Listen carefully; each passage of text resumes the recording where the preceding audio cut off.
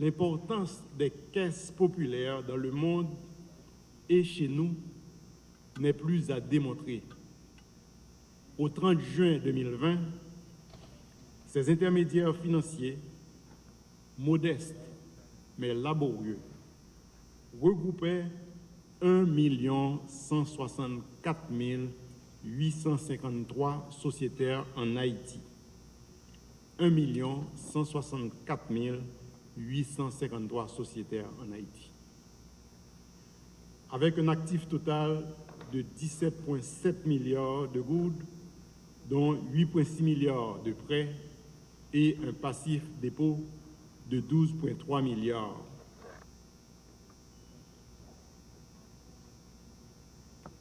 Les progrès sont notables et le dynamisme évident dans cette branche du secteur financier qui dessert une clientèle que les gros intermédiaires bancaires tendent à éviter en raison des risques amplifiés par les turbulences socio-économiques courantes.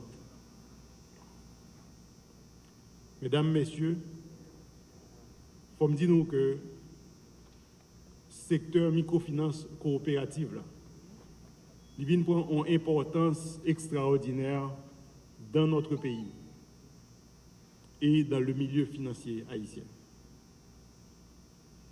Je dis à nous compter plus que 1 164 853 personnes qui sont sociétaires dans la coopérative.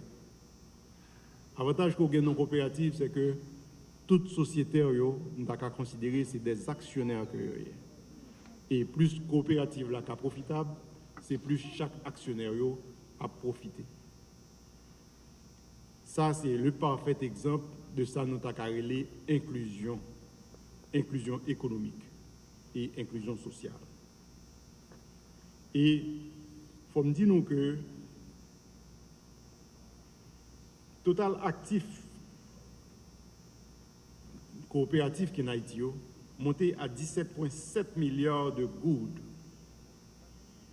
Mais ça qui est plus intéressant là-dedans, c'est que 17,7 milliards de goudes là, à l'inverse du système bancaire, côté que majorité actifs essentiellement dans la capitale là ou dans l'ouest. 17,7 milliards de gouttes ça, puis gros montant, c'est pas dans l'ouest que lié.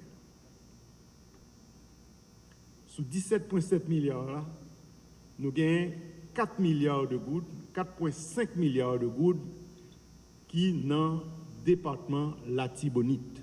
Et c'est Latibonite qui gagne plus partie active ça au niveau coopératif. Et l'Ouest vient en deuxième position. Et au niveau des prêts, ce n'est pas dans l'Ouest qui gagne plus prêts. Ce n'est pas dans l'Ouest que coopérative fait plus prêts. C'est plutôt encore dans Latibonite. Et ça nous révèle les résultats et les trop perçus. Ce n'est pas dans l'Ouest non plus que lié. C'est l'Artibonite qui est numéro 1, le Nord qui est numéro 2, le Sud-Est qui est numéro 3 et l'Ouest vient juste numéro 4.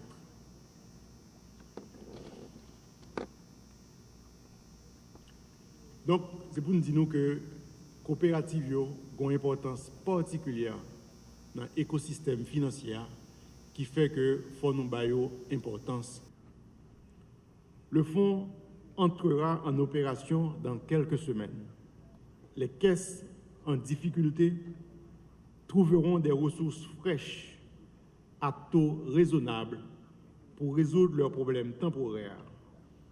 D'autres pourront solliciter du fonds ce qu'il faut pour soutenir leur plan d'expansion et financer des projets porteurs, ce en insistant sur la bonne gouvernance et la viabilité financière. L'objectif et la portée de ce fonds créé par la loi du 26 juin 2002 entendent envoyer un signal très fort aux agents économiques en général et aux sociétaires actuels et futurs en particulier, dans une perspective d'activité inclusive, innovante, futuriste et rentable. Ce fonds est appelée à rassurer les acteurs, à maintenir la confiance des sociétaires, à susciter la cohésion dans cette branche d'activité et à raffermir les activités enclenchées par les coopératives d'épargne et de crédit. J'invite urgemment les dirigeants des caisses et de fédérations à adhérer au fonds de soutien en jouant leur participation, en jouant leur partition et en faisant montre de leur implication de nature à donner une nouvelle vigueur au secteur.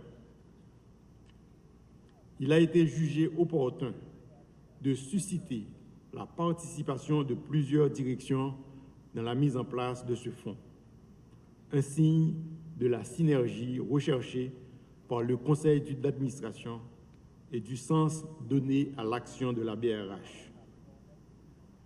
Les caisses agréées, les caisses affiliées ou non sont éligibles et alimentent le fonds annuellement à hauteur de 10% des trop perçus. Je vous assure que la BRH ne faillira pas à sa mission en tant qu'organe régulateur des coopératives d'épargne et de crédit. Toujours vigilante, elle intensifiera ses efforts dans l'application rigoureuse de la politique régissant la gestion de ce fonds qui vise le progrès et le renforcement des institutions financières.